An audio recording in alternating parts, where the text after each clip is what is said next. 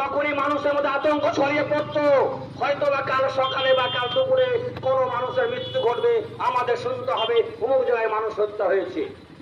কারণ এটা মানে রুটিন হয়ে গিয়েছিল যে কোথায় জায়গায় হত্যা করা হবে, প্ল্যান করে। বাইক র্যালি করলাম আজকে।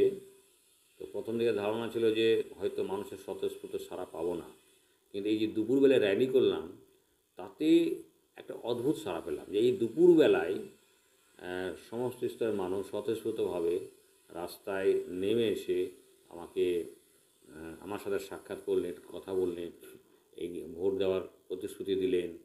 তো এতে আমি অভিভূত এবং আমি অনেক কয়েকটি গ্রাম ঘুরলাম র্যালি করে, একদম কুমড়োদা ঘাট থেকে শুরু করে হরিপাড়া বাজার পর্যন্ত। তাতে দেখলাম যে ব্যাপক মানুষের সাড়া আমরা পাচ্ছি।